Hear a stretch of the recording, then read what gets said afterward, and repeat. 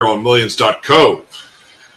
My guest is my first three-peater, and I'm happy to see him again. You know, the last time we talked to him was not that long ago, and apparently he's staying busy. I do recall him mentioning something about having a boxing match in August, but let's give him his introduction. Ladies and gentlemen, at this time, all the way from the UK, Mr. Ethan Davies. Hello, man. Hello, thank you for having me back again. So you got your fight coming up again in August 2nd, you said, right? Yeah, so this Saturday, August 2nd, it's in Liverpool again. So it's in Liverpool. Okay. How big is Liverpool, by the way? It's pretty big. It's one of the, I want to say one of the main cities from kind of where we live. There's London, Manchester, Liverpool, all them sort of places. So it's one of the main places you go for boxing, really. Oh, really? Okay, because it's I hear it's more blue collared than like London or something like that. Yeah, it's a lot more rough, if you want to call it that. It's a lot more likable characters in Liverpool than there would be anywhere else. Well, my thing is that, you know, when you think of Liverpool as an American, what's the first thing we think of? The Beatles, you know. Well, yeah, I totally forgot about the Beatles, actually, funny enough. I actually like their music. I like a handful of their music. There's always this Rolling Stones and Beatles argument. I was always the Stones guy. So yeah, fair enough. But I was always screw up on the blues, I suppose. I'm from Memphis, Tennessee, so home of the blues, birthplace of rock and roll. It speaks for itself. Yeah, that does. But, so, tell me about your opponent. Do you know anything about him? Yeah, so he fought on the same show as me last time, so I got to watch a little bit of his fight before I left because we had to get back home. So it's good to be able to watch your opponent a little bit, and also he's got to watch me as well. So it's a good matchup. So we're both going in there. Hopefully we both trained as hard. I know I have. I hope he has, because obviously we're at the end of the day it's an entertainment. So we want to make sure we put on a good show. Yeah, no, I get it, and you know, I commented off camera that you look like you've lost weight. Have you? Yeah, I've come in a lot lighter than I did last time, and that was by plan because we are heavyweight, but it doesn't mean we have to be as heavy as possible. So we were a bit heavier than we wanted to be last time. So we've cut about 6 kg off of what we were. So obviously it's come down. I'm a lot faster than I was. So hopefully it all comes into play. But I know he's a bigger guy, so we have to be a bit careful. It could be a risk. It might pay off. Hopefully it will. So we'll find out on Saturday. I mean, it's a funny thing about weight. You know, it's like Mike Tyson. Mike Tyson was a small heavyweight, 5'9", but he was a solid 220, I'd say. Yeah, I think he weighed about 220 pounds for most of his fights. Sometimes he weighed a bit more when he came out of prison and stuff like that. He weighed more because he did a lot of calisthenics in prison. Yeah. But before that, in his prime, when he won the title, of 220 pounds, I believe. And that sounds about right. I mean, I think he came in around 235 when he fought Jake Paul back in November. So, yeah, I don't really like talking about that fight. I think he was just there for more the entertainment for the sport rather than do anything. Well, yeah, I mean, a blind in the basement sleeping Stevie Wonder could see he was not going to win that fight. You know, it's just yeah. But I mean, but it was just. You know, I mean, God bless him, but, you know, Mike, you know, he should, you know, I mean, you saw his hips. He couldn't even laterally move like he always did, and that was his big thing, you know. So. Well, even walking to the ring, he didn't look like himself, did he? So it was sad to watch. Yeah, I mean, you know, and I mean, you know, this is not the same guy that came out only came out with his a towel on his head and you know, came out to one note with, you know, metal clinging in the background. So, well, like I said, age gets to all of us, doesn't it? In the end, so. Oh yeah, I hate it for him, but back to your opponent so there's no animosity. There's just more. It's just the next step. No, I don't know him personally, so I don't have any hate towards him as a person. Obviously, he's an opponent when he's in front of me. We both got a job to do, so there's got to be some level of I don't want to say hate, but some level of like disagreement, if you want to call it that, because obviously he wants to take me out, I want to take him out, but there's no personal grudgement there from my side anyway. I mean, yeah, absolutely. I mean, nobody's going to go into a fight saying I'm going to get my ass kicked. No, exactly. So there's always going to be that disagreement. Like, hey, you're going to win the fight. Well, I disagree. I'm the one who's going to really, Yeah, So, there's got to be some level of conflict between two people. But after the final bell rings, like you both want to go home to your families. So as long as you're both healthy, that's all. Right. And it's several hour drive for you anyway. Still, if I'm not mistaken, from the last time we talked. Yeah, it could be between an hour and a half to 2 hour drive, depending on traffic. But I'm actually staying in Liverpool this time, so the night after the fight, I won't be driving. I won't have to take the drive home. I'll be staying in Liverpool, coming home the next day. Good. I'm glad to hear that. Hopefully, win, lose, or draw, that at least you'll be accommodated to where you can kind of like calm your nerves down and to get a shower and all that. Yeah, like last time driving home, you got all the Vaseline on you, you got all the sweat on you. You can't have a shower. So this time it's nice to be able to like get out of the venue, get a shower, get some food or something like that after the fight, and maybe do a little bit of celebrating in Liverpool. I'm not going to say too much. I'm getting myself in trouble on that one, but no, you're good. You're good. I mean, are you alone, or do you got a corner with you this time? Yeah, well, I always have my coaches with me, but I don't know if because sometimes they stay, but I believe they'll be coming back home. But I got like a lot of my friends coming up to watch. They'll be staying there with me. I got my best mate who lives about an hour from me. He's coming to watch this time, so he'll probably stay in the hotel with me.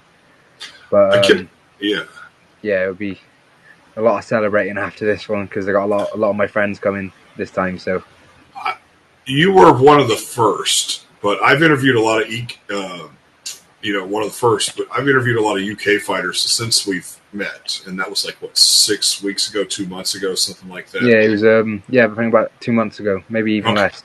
Yeah, exactly. But the point is that every time I hear you guys talk about these stories, my hope is that one of your organizations will fly me out there to do like sideline reporting or something like that. Yeah, so that would be cool.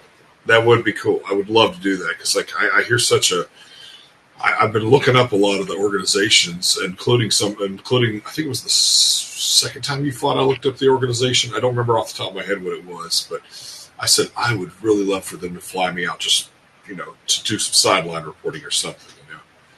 Because it looks awesome. I'd support that. I'd like that. That'd be pretty cool. It'd be good to meet you in person as well. Oh yeah, absolutely. That's the goal, is to be able to do this and being able to be at these shows and stuff like that. I mean, I cover a lot of locals. I cover a lot of local MMA. Boxing's not real big where I'm at. It's more mixed martial arts and jiu-jitsu down here. But I love boxing. Always have. So you got to remember, I'm just old enough to remember a lot of the legends that you probably have heard about or even maybe seen them in their prime growing up. So yeah, I do like watching a lot of the older fight, like the older I like watching a lot of Roy Jones Jr.'s fights and stuff like that. And Joe Calzaghe, he's one of my favorite fighters, so I like watching their fight. Like Joe Calzaghe versus Roy Jones Jr. That's one of the best fights of all time, in my opinion. Yeah, absolutely. But we got some good ones out here now with like Tyson Fury and a few others like that. I mean, Tyson's one of you guys, so yeah, he actually he lives about 3 hours away from me, so it's not actually that far away from where I live. He lives in the Morecambe, a place it's called. I know it. I've heard he's pretty easily accessible too. Yeah, but like you said, we all got personal lives. It'd be disrespectful, really, wouldn't it? And to be honest, he'd probably bang a lot of people out, so I'm not going to go piss him off. No, of course not. I mean, the opportunity has to come there. I'm not going to drive all the way to. I mean, I live in the same city that Quentin Rampage Jackson lives in, but I'm not going to go bother him. Yeah, like you have to say the wrong thing, and they might fucking turn around and smack you. Then you're like, oh fuck, all right. I have met him one time, but that was a long time ago. But I was a fan, so. Fucking hell. Yeah, exactly. So. What is something that you... Okay, when was your last fight? I forgot. Last fight was, I think, June 6th. So not that long ago. June 6th or July 6th? June 6th. Wait a second, because we talked in, May or June? Yeah, we talked a little after. So we talked before my fight, and we talked after my fight, I believe. Okay, that's what it was. Forgive me, I do this several times. It's all right. But the point I'm making is that is there any different like tweaking with your training this time? Yeah, there was. Like I said, we wanted to bring the weight down, but also we didn't want to drop below the heavyweight category because that's what we're fighting at the minute. Mm-hmm. But there were some things we had to work on. Like I was dropping my hands a little bit, and I was doing these little things. But there were some new things we wanted to bring in, so be a bit more flashy and stuff like that. So the main thing we worked on was my conditioning. So we wanted to be able to, in the future, look at the 6-round fights and the 8-round fights. We wanted to look more into that depth of areas. So we just start, instead of, we got a 6-round fight book, we got to work on conditioning to it. If we can take one and say we already got the conditioning to it, that's where we wanted to be. So that's our aim.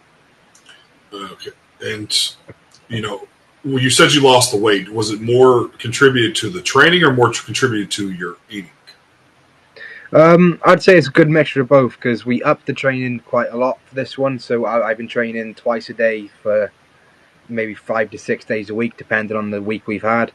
But I have kind of cracked down on the diet a bit more, so I haven't been cheating on it as much as I would. Because I am at heart, I'm a fat kid at heart, so I do like my food. So that's been a bit of the harder part for me than the training. But like I said, it all makes the best decisions in the end, so it helps us all. So you're working too still. Yeah, so I work full time at the minute. Hopefully, I won't have to do it forever if this ever does work out for me. But yeah, I work 9.5 hours a day as well as training twice a day. So sometimes it is a bit of a heavy one when I go to bed at night when I'm hurting. Then I have to get up early to go to training before work. But how far away do you think you are from going pro? Oh, I think I'm quite far away from that. Like I said, I'm a late starter. I don't want to get ahead of myself. I've only had a few fights, so I want to get a few more fights under my belt and then maybe look at that in the future. But like I said, I think I'm a good year, maybe even 2 years away from that yet. Fair enough, and it'll go by quicker than you think. Yeah, like I said, when I started, I'm looking back now. When I started to now, it feels like I blinked and I'm here. So I know another 2 years isn't going to hurt me. So do you plan on? I mean, in the meantime, do you plan on going lower weight class, or are you comfortable at heavyweights? I had my first fight. I was at middleweight, and then I went up to cruiserweight, and I just wasn't able to find where I was comfortable. And then I took the decision to go up to heavyweight for the last fight, and that's where I felt, all right, yeah, I feel good in this heavyweight. My body feels good. There's no stressing about weight cuts, even though I should have been a normal weight anyway. But this is where my body feels kind of like the most comfortable. Yeah. That's the main thing. Right. And you look, I saw your picture that you posted on, Instagram the other day, if I'm not mistaken, and you look comfortable at the weight you're at. Yeah, like I said, it's a lot more comfortable for me at this weight because I am naturally a bit wider, a bit broader, a bit bigger, and when I'm squeezing myself down to middleweight or cruiserweight, it's a lot of stress on my body, and then I go into the fights and I'm not 100%. Sure. But when I'm at heavyweight, it's just a lot easier on my body, and then I'm able to train harder because it's easier on my body, and then I'm getting the results I want from the fights. But you got to know your levels because I'm a heavyweight. I don't want to be fighting these 6'7" fucking giants who outweigh me by 100 pounds. Mm-hmm. So it's about picking the right opponents, letting my team look after me, and that's kind of what I'm doing. I'm trusting in my coaches and the decision they've made to put me at this weight. And they match me in my fights, so I trust them. And I'm just kind of like a soldier. I just do as I'm told. Right, but when you get to that certain point in your career of being a pro, you'll have to probably drop a little weight if that is your biggest concern. You'll have to drop down to like cruiser or middleweight. Yeah, when I turn pro, I probably will readjust and I'll talk to my coaches. But like I said, I'm just a soldier at this point. I just follow instructions and follow what they say. Right. I will say I'd rather fight maybe a bit of a lower class in the pro ranks if I do get there, rather than fight a heavyweight. Because, like I said, I am a small person, like quite a small lad for a heavyweight. Right. I think I would be in the pro ranks. I'd probably suit maybe light heavyweight a bit more, but it's about finding the right position for me when I'm there. I will say this. That's the one thing I do like about European fighters. They are a little bit more strategic when it comes to like when you're ready sort of thing. And yeah, the fortunate thing about, the fortunate thing is that you don't see a lot of like tragic stories about, European fighters that often because they're a little bit more strategic about like when they're ready and they put their egos to a side. Yeah, it took me a long time to learn that. Like I was always, that's why the start of my career was a bit bumpy with losses because I was a bit too big-headed for myself. I didn't really have any coaches to listen to. I was jumping into fights with these people who were just knocking everybody out, and they outweighed me by God knows how much. I just didn't really care. And I went in there. I gave it a good go, but I was just out of my depths. Then I got real coaches who actually had my best interests at heart. And they obviously told me, right, you need to do this. You're being stupid. And I listened and I started winning. So that's the main thing. What about cardio now? Is the cardio much better? Yeah, so before I could barely do 3 rounds without even like being able to breathe properly. But now I'm doing 6 to 8 rounds in sparring comfortably, but sparring is very different to a fight. So obviously you've got the crowd, you've got the lights, you've got the pressure, so it is very different. But they were very focused because they've seen me fight and they knew where I lacked, like, what can I say, lacked conditioning. So that's the main thing they did for me. They upped my conditioning, so my cardio is a lot better than it used to be.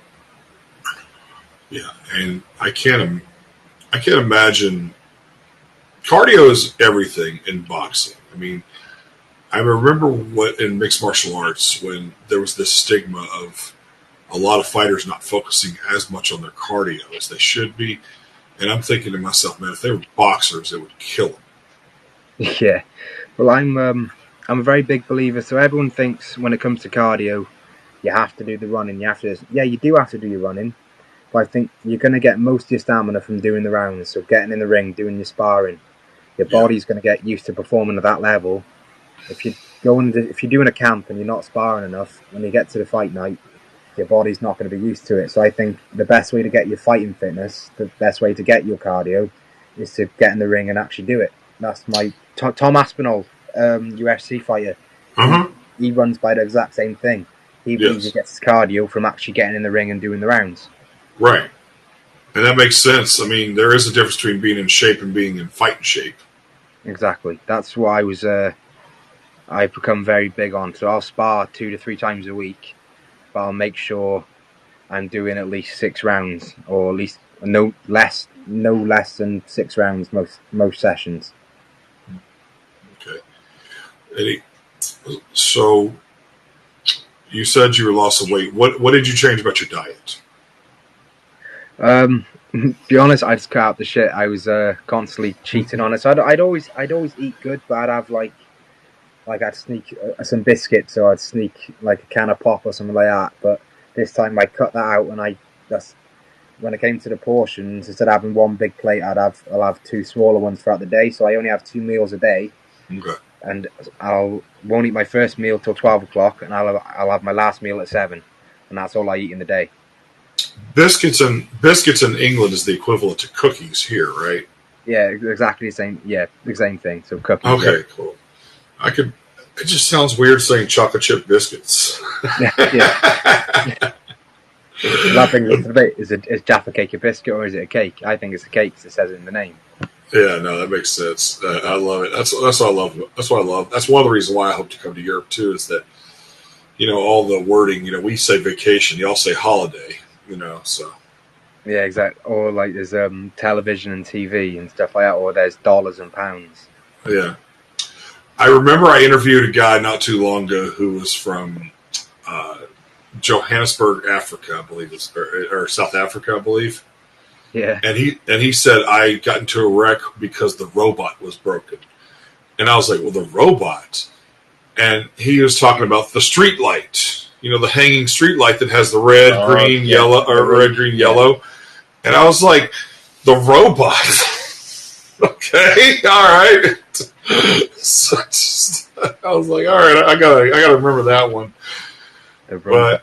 You'd think it's like a Terminator or something. You'd think it's Arnold Schwarzenegger coming for you. Yeah, he said the robot was broken, so he got in a wreck because of it. I was like, what does that mean?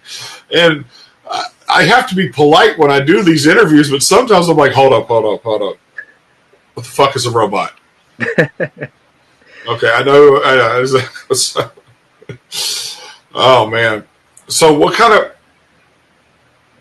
So all right. You had your last fight in June. I remember that because we did talk about that.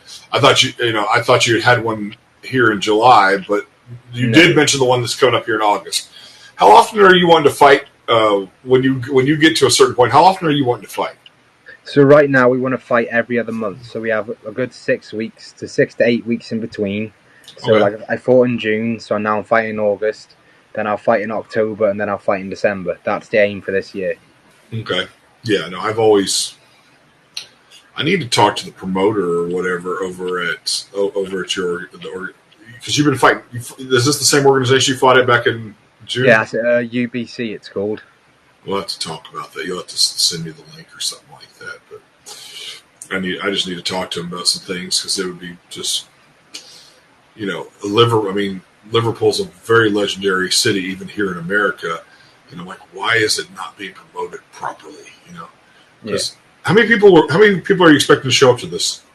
So if I'm correct, he's the promoter's been. I've been talking to the promoter. We're actually sold out this time, so it could be anywhere between 600 to 800 people coming to watch. Very cool. I look forward to. I will do the best I can to watch it.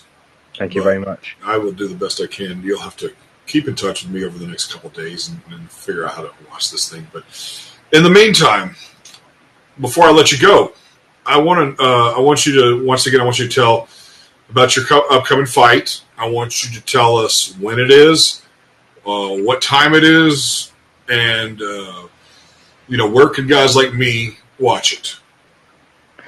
So I am fighting this Saturday, August 2nd, in Liverpool, Fusion Nightclub. It's starting at the first fight is at 4:30, and I will be fighting a bit earlier on in the evening. So I reckon I'll be fighting about 5 o'clock. It will be streamed on this app called Millions that we're actually on now, so that'll be pretty cool if anyone can come and watch.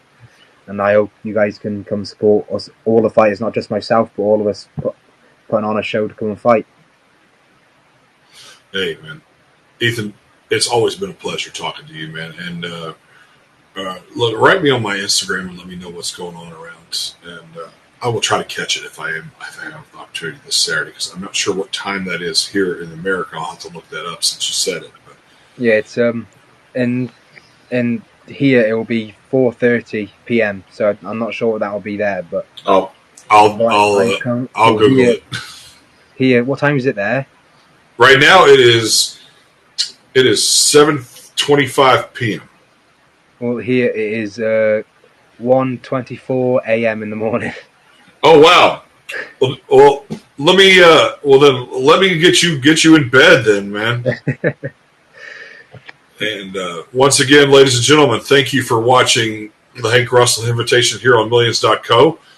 And it's always been a pleasure talking to Ethan. Until next time, you guys have a pleasant evening. Thank you for having me.